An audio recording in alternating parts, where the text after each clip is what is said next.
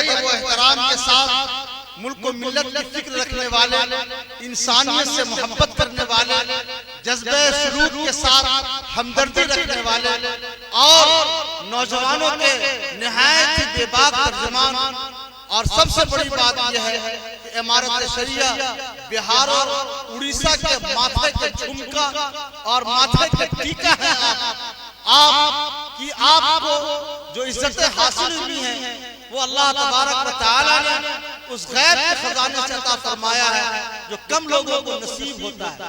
آپ نصیبہ والے ہیں، آپ کو ساتھ ملا بے باک اور نہایت متحرک فعال ایسے عظیم شخصیت کا جن کو ہم امیر شریعت حضرت مولانا محمد ولی رحمانی رحمۃ اللہ علیہ کے نام سے یاد کرتے ہیں، جنہوں نے ان کے اوپر اعتماد فرمایا اور نہایت ہی چابکدستی کے ساتھ اور نہایت ہی قائدانہ فیصلے کے ساتھ اور نہایت ہی ہوش مندی اور حوصلہ مندی کے ساتھ اس حوصلہ مند آدمی کو امارت شریعہ کے نظام کے عہدے پر فائز فرما کر یہ ثابت کرنے کی کوشش کیا کہ اگر قائدانہ صلاحیت کا کوئی مالک تھا تو وہ سید محمد ولی رحمانی تھی۔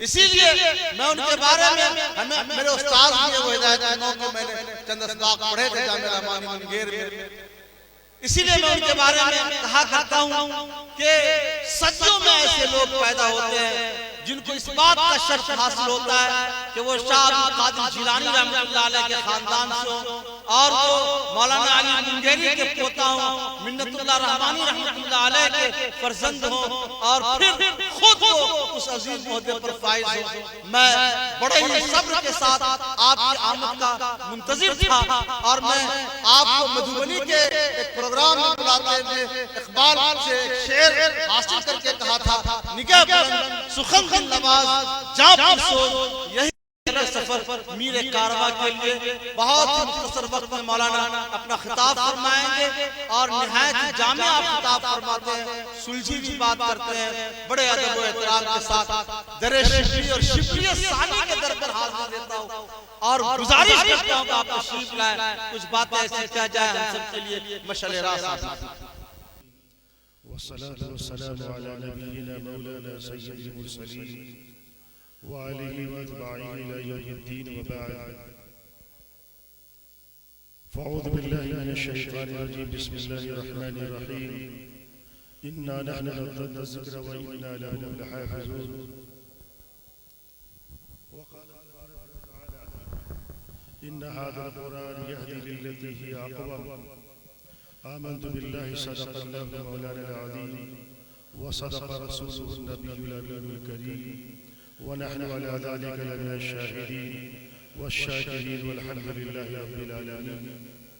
حضرات، یہ صرف اور صرف مولانا جابر صاحب کے اخلاص کی برکت ہے کہ میں بے حد مصروفیت کے درمیان سے نکل کر کسی طرح یہاں حاضر ہو گیا۔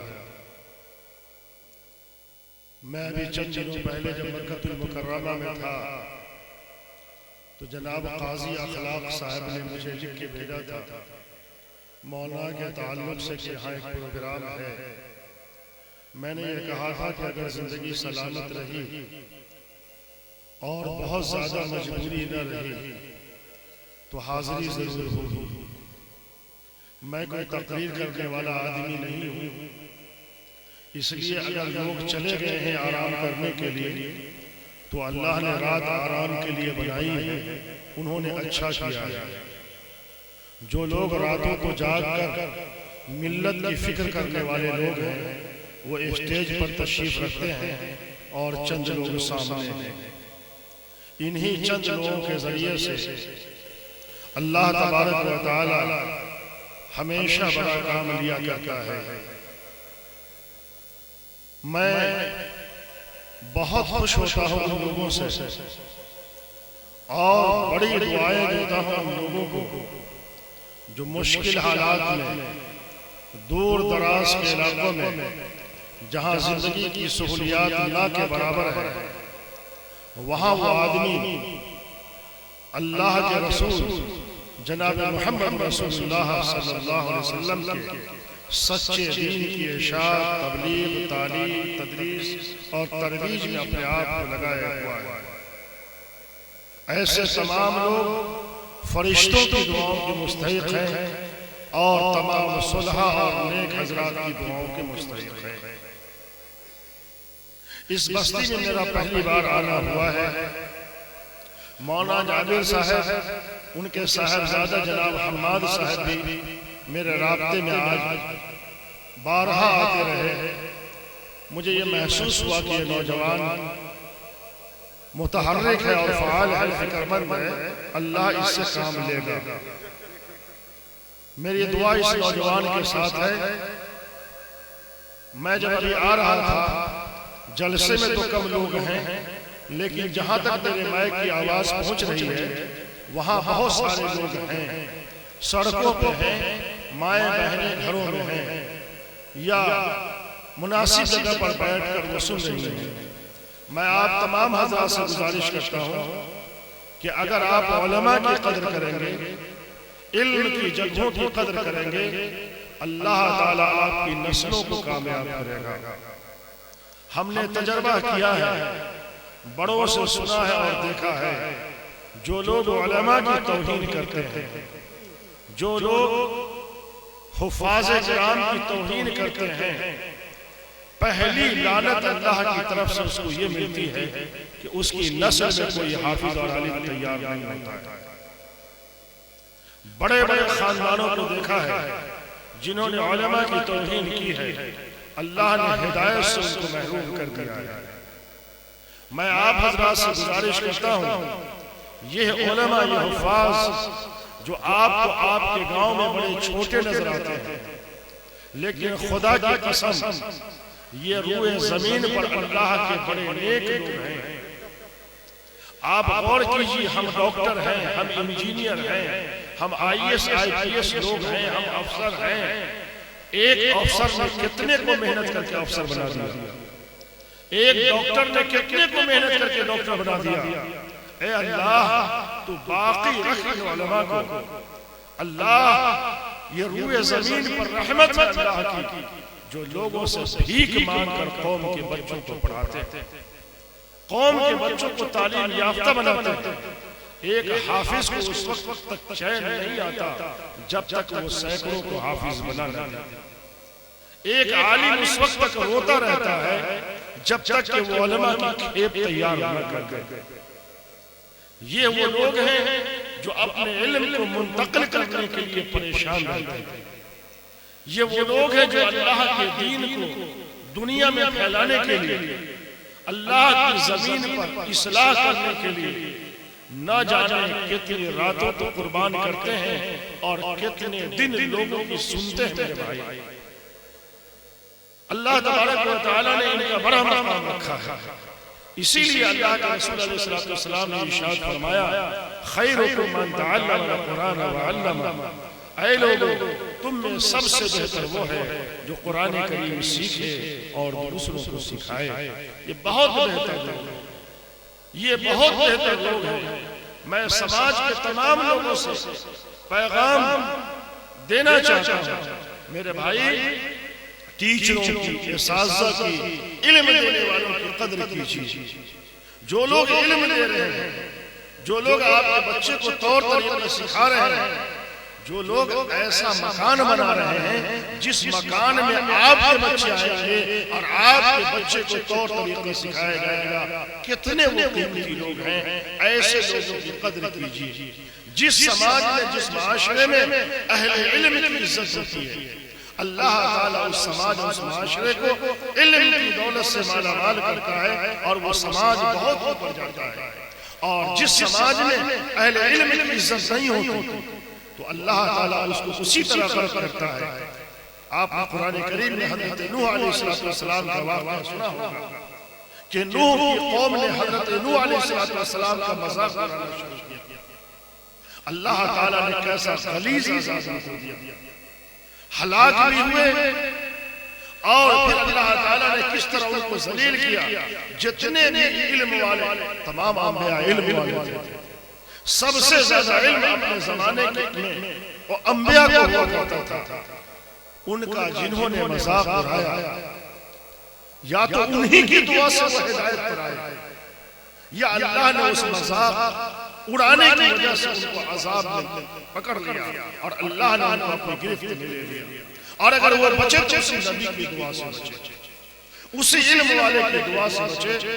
میں اس سماج کے اس گھری کے لوگوں سے کہنا چاہتا ہوں کہ علم کے اس ادارے کی حفاظت کیجیے. آج چراغ جلانے والے کم ہیں, چراغ بجھانے والے ہر طرف نظر آ رہے ہیں.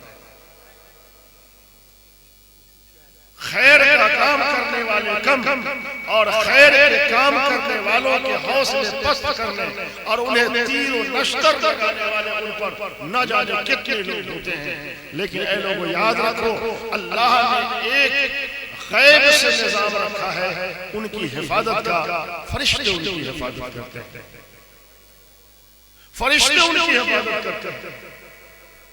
اللہ کے دین کو جو لوگ لے کر چلیں گے مشکل حالات میں اللہ ان کی مدد کیا کرتا ہے.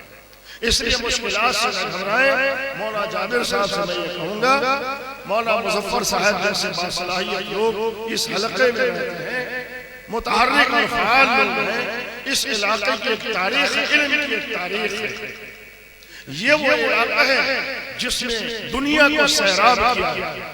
میں جالے کے ارد گرد کے 20 کوس 10 کوس کے علاقے پر میں جب گزرتا ہوں تو میرا من کرتا ہے کہ پاؤں کے بل نہیں سر کے بل چل.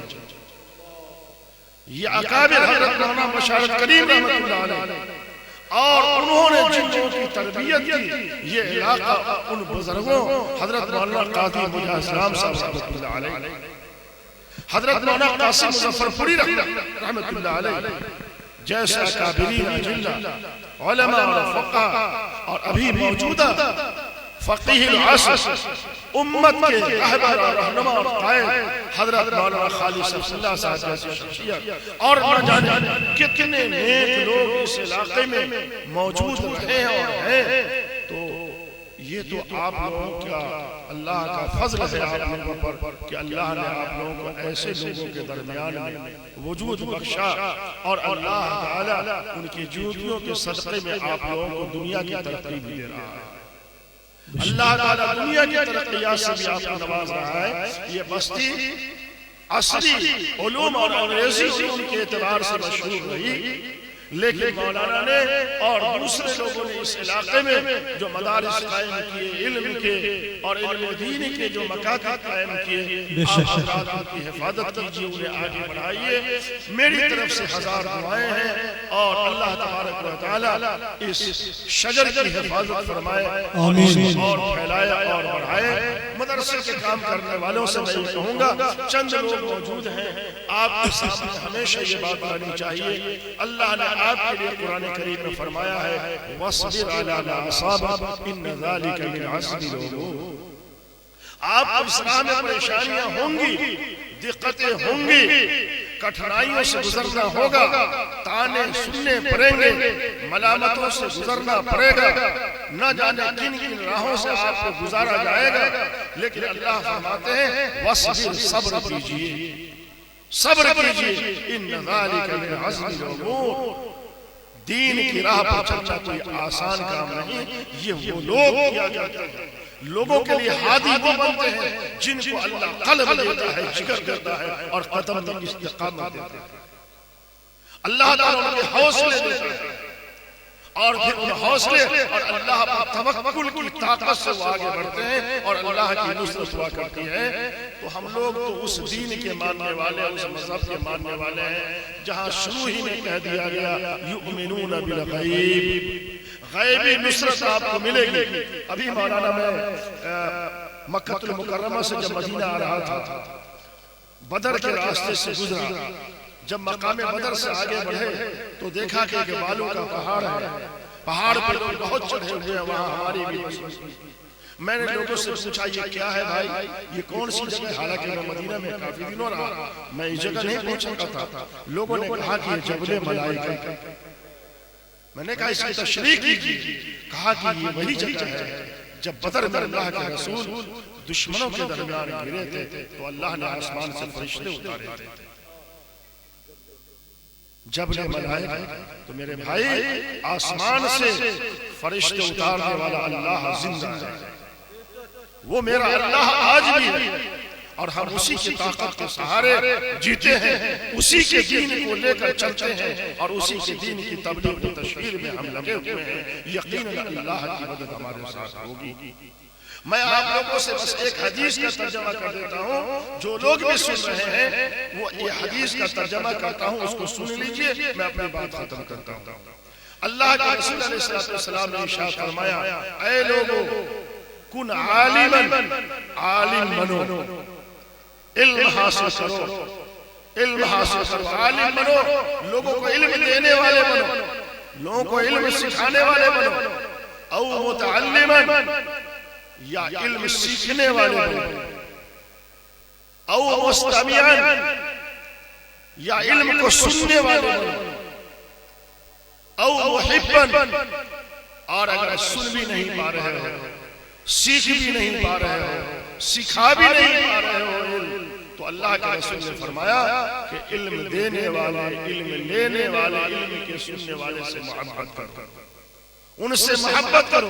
اور اگلا جملہ اللہ کے رسول نے فرمایا وَلَا تَكُنْ الْخَامِسَ، اے لوگوں پانچواں نہیں بننا، چار ہی بن کے رہنا، یا تو علم حاصل کر سکھاؤ، یا علم سیکھو، یا علم سنو، یا علم والوں سے محبت کرو، پانچواں مت بننا، پانچویں جماعت میں مت ہونا، پانچواں گروپ مت بنا لینا۔ آگے اللہ کے رسول نے فرمایا جو ایسا کرے گا وہ ہلاک ہو جائے گا، وہ ہلاک ہو جائے گا۔ پانچواں نہ بنو فتولی، ورنہ ہلاک ہو جاؤ گے۔ اے میرے بھائی علم حاصل کرنے والے بنو، علم کے سکھانے والے بنو، اہل علم سے محبت کرنے والے بنو، علم کے سننے والے بنو، اور اس چار کے علاوہ کوئی اور کھاتے میں ہمارا نام نہ آئے، ورنہ اللہ کے رسول نے فرمایا ہے کہ ہلاک ہو جاؤ گے۔ اللہ ہم سب سے ہلاکت سے بچائے، اور اللہ تعالیٰ اس ادارے کی آپ سب کی، ہم سب کی حفاظت فرمائے، اس امت کی اللہ حفاظت فرمائے۔ اس امت کے لیے دعائیں کیجیے، جو حالات ہیں ملک کے، دنیا کے، امت کے لیے، امت کے علماء کے لیے، امت کے قائدین کے لیے، دینی ادارے چاہے چھوٹے ہو یا بڑے ہو، گاؤں کی چٹائی پر بیٹھ کر پڑھانے والا کوئی استاد ہو یا دارالعلوم دیوبند کا شیخ الحدیث ہو، سب کے لیے دعائیں کیجیے۔ سب کے لیے، سب قیمتی لوگ ہیں۔ اگر یہ چٹائی پر بیٹھ کر الف بے یا الف با پڑھانے والے لوگ نہ ہوتے تو ہم بخاری شریف بھی نہ پڑھ پڑتے۔ ان کی قدر کیجیے۔ ہم لوگ ان کو تو بڑا مولانا سمجھتے ہیں، میرا انتظار ہو رہا تھا، لیکن اس گاؤں کے مکتب کے میاں جی، مسجدوں کے ائمہ، لوکل علماء کی تلاش کرو میرے بھائی۔ ہم کو بڑی محنت سے تلاش کی ہو تب ہم آئے ہیں، یہ تو ہر وقت آپ کے درمیان ہے، یہ اللہ کی رحمت ہے۔ ان کی قدر کیجیے، ان سے فائدہ اٹھائیے۔ اللہ تعالی ہم سب کو شعور عطا فرمائے، اللہ علم والا بنائے، علم والے سے محبت کرنے والا بنائے، اللہ علمی اداروں کو قوت پہنچانے والا بنائے۔ جتنی طاقت جس کی ہے وہ طاقت لگا دیجئے اللہ کے دین کی اشاعت کرنے والے اداروں کو مضبوط کرنے میں۔ اللہ تعالی ہم سب کا محافظ، ناصر اور حامی ہو۔ وآخر دعوانا الحمدللہ رب العالمین۔